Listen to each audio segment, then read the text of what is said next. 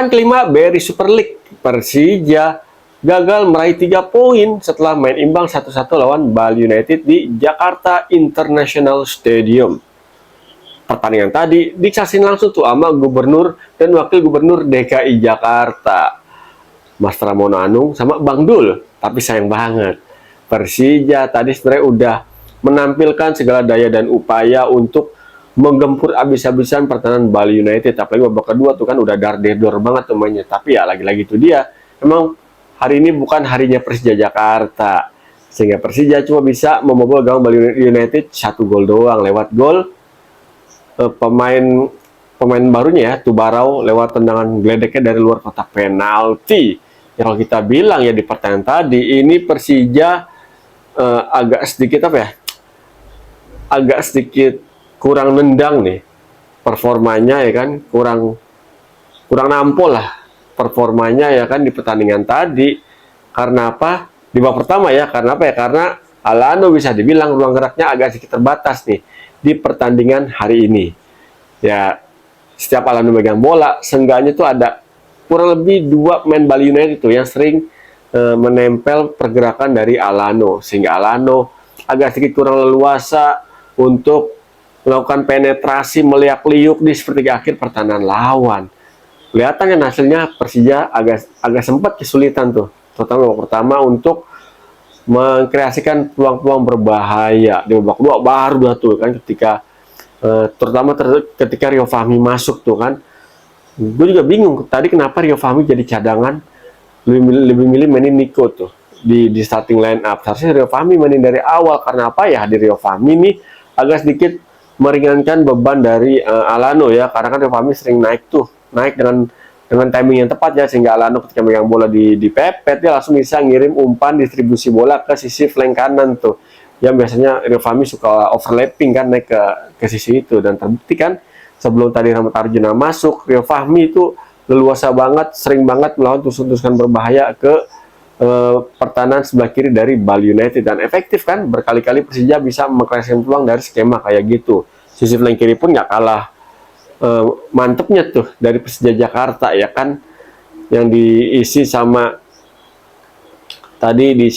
siapa tuh namanya tuh flank kirinya, Alan Cardoso, fullback kirinya sering banget turnamen sepanjang pertandingan. Ini juga sama Tubarau ya, sering memberikan efek-efek yang sangat-sangat merepotkan bagi lini pertahanan Bali United. Tapi Bali United cerdas nih pelatihnya kali ini nih menurut gue ya, taktiknya ya.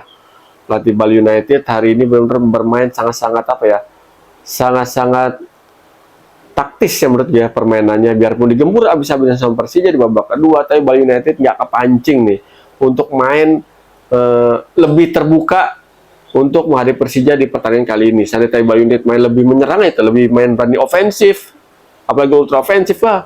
Pada babak belur Bali United tadi, Bali United kalau kita lihat ya agak sedikit main pragmatis ya, lebih cenderung main defense counter.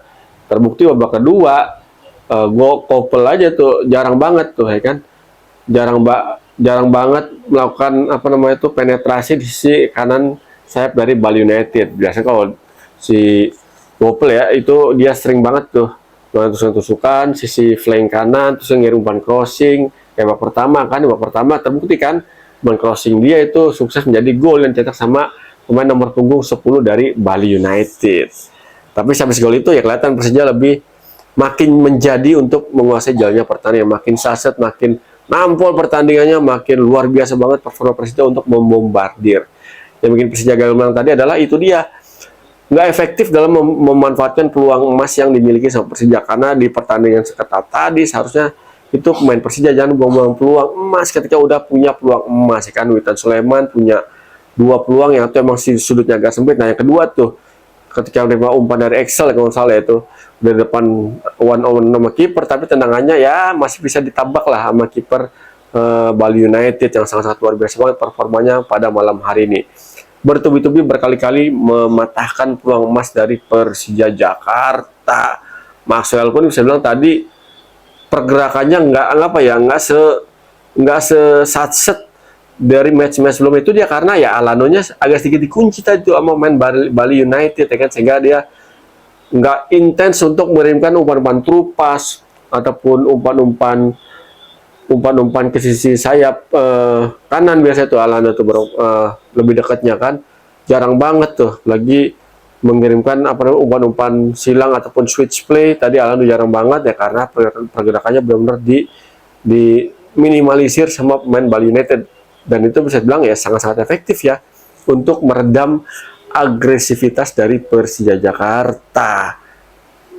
Ya kalau dari lini pertahanan tadi ya udah oke lah kedua tim ya untuk bermain satu sama lain ya. Kedua kiper pun berapa kali melakukan penyelamatan penting baik Persija maupun Bali United ya. Hasil akhir satu-satu menurut gue tadi ya, ini hasil akhir yang adil ya.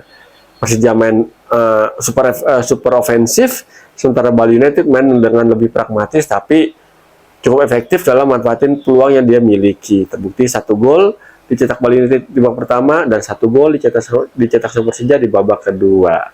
Nah, buat Persija ya, menurut hasil ini ya cukup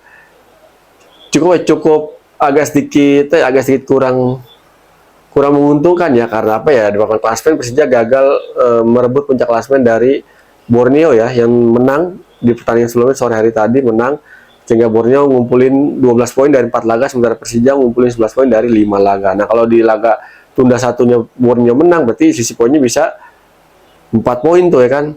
Jelas kalau sisi udah lebih dari 3 poin nih, ya bisa-bisa Borneo kayak 2 musim lalu tuh. Borneo di puncak klasemen anteng aja sendirian tuh ya kan, susah dikejar. Kita nggak tahu ya, kalau ya hal itu terulang, ya Borneo berpotensi untuk jadi juara. Tapi dengan skuad Persija saat ini dan tim-tim lainnya, ini bisa aja sih hal-hal kayak gitu bisa dicegah ya kan. Mari kita nantikan nanti ini gimana kelanjutan ataupun akhir dari BRI Super League musim ini. Thank you yang udah support channel YouTube gua sehingga channel YouTube gua makin berkembang.